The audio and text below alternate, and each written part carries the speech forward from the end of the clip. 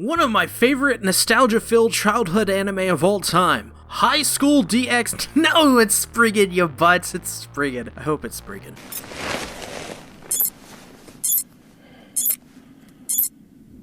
This is an anime I've been wanting to cover since I started Anime Friday. Spriggan was one of the first anime movies I had ever seen. The first, I am pretty sure, is still to this day Ghost in the Shell, but the second one, I am sure, is this one. So we're going way back here. I think I was like 8 or 9 when I saw this. But coming back into the fold, I kind of realized how rose-tinted glasses didn't help on the first viewing in over 10 years. I realized something very important in different ways than from before. So let's start the review of the motion picture film Spriggan. Oh! What is it?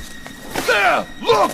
The story of Spriggan follows Akram in their efforts to take what is believed to be Noah's Ark from a rogue division of the US military. Yu Amane, a 17-year-old special soldier called as Spriggan, is heading the operation. He is tasked to get Noah's Ark in control of Akram and save the world. It's a pretty short synopsis, so sorry about that. I mean, I could have just used like a really long one, but it would feel weird, you know? Either way, 10 out of 10 synopsis, no?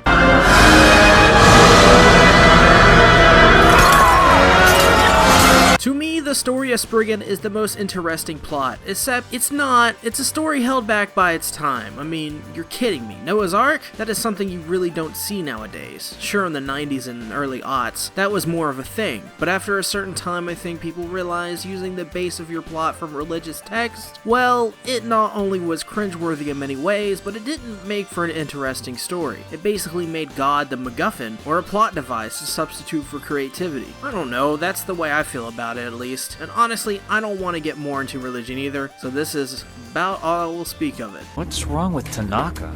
Oh, that's right. You weren't here. He disappeared about a week ago.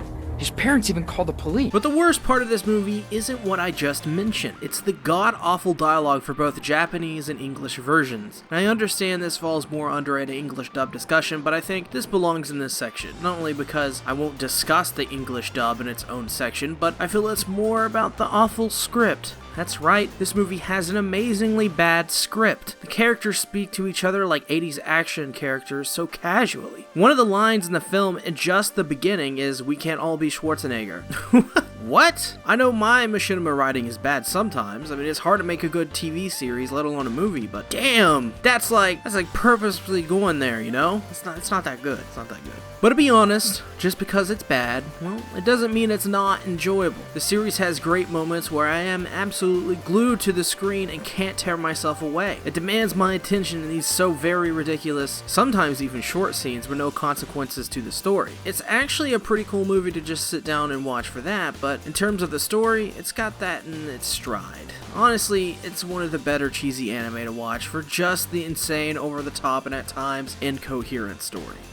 And then yesterday, he just showed up again.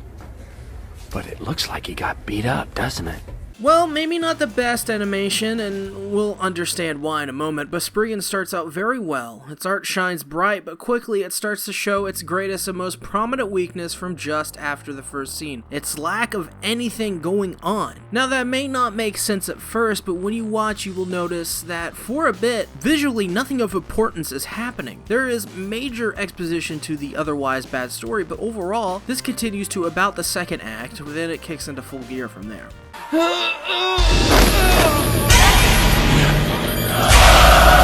But let's talk about the biggest downfall of the animation. Its awful ass character designs. Yu is 17, right?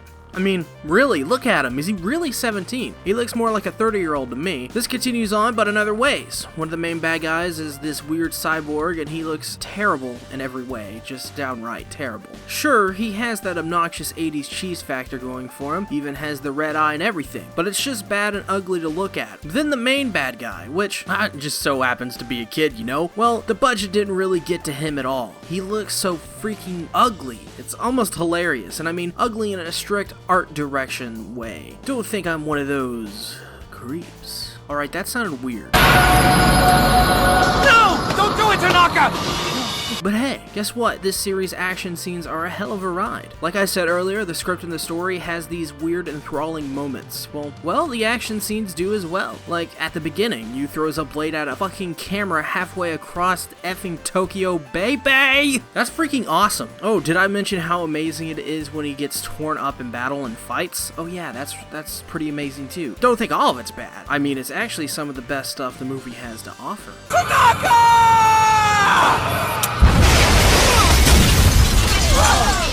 The score is utterly fantastic. It's got the Matrix style of score, which means over the top. Oh, wait, you're sensing a trend, are you? Well, this series in every section so far has had something really good about it. The score is the best overall part of the movie, and the reason is why the hell not? The movie is so all over the place that you might as well go all in and make this score great, because it is. You could have waited for me, you. Are you alright?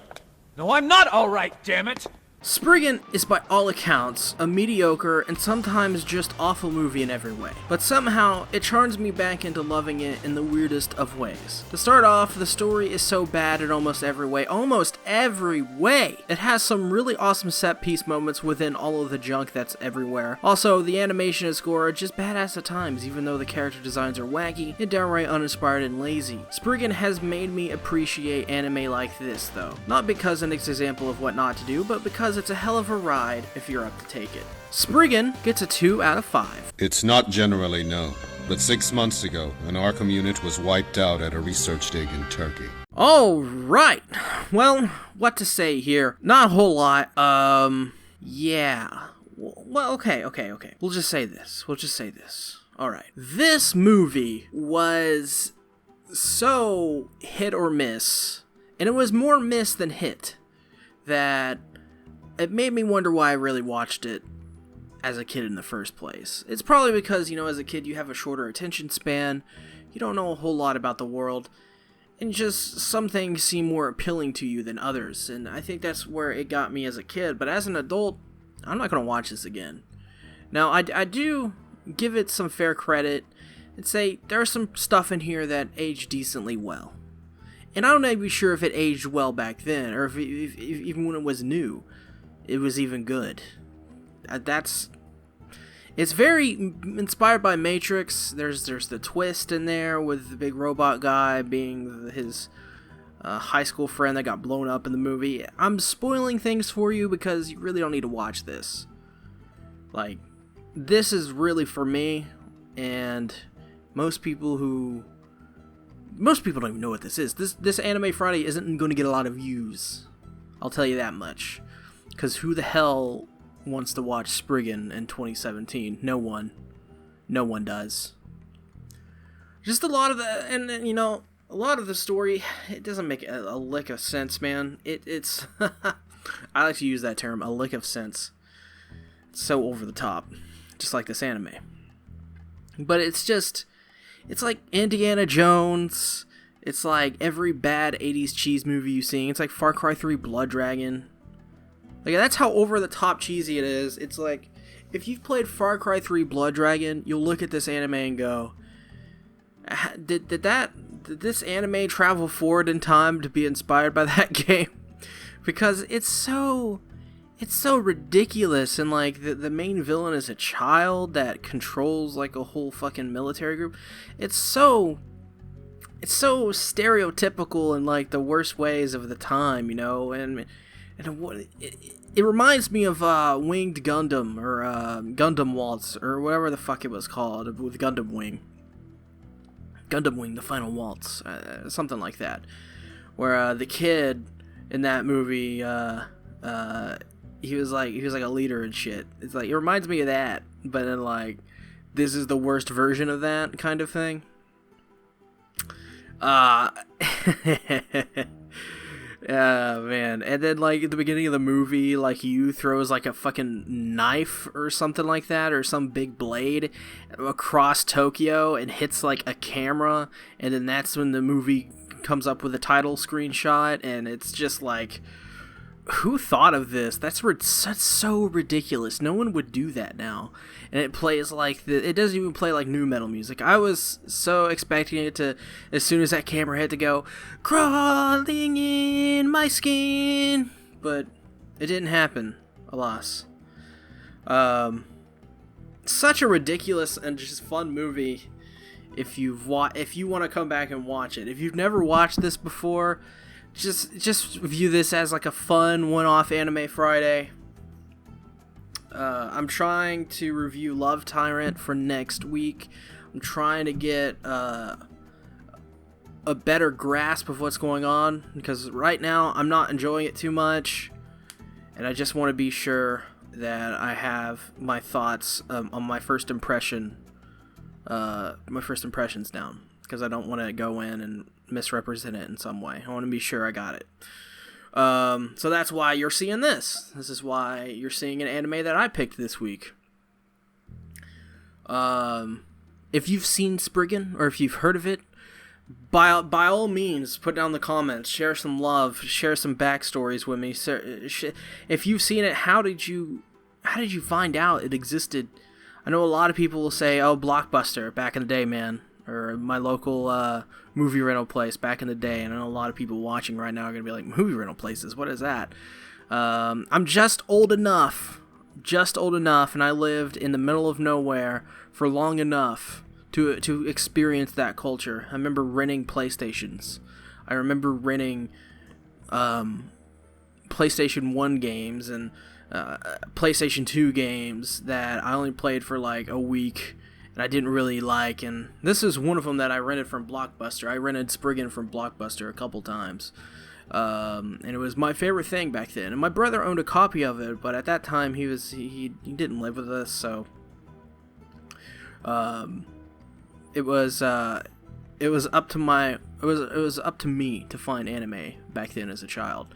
And that's what you had to do in America back in the early 2000s and late 90s, was you had to go to movie rental places and look around for anime and hope to God the cashier maybe knows what anime is. And you know, that's why a lot of anime are revered to this day, because you had to be there you had to be in the trenches to be an anime fan back then.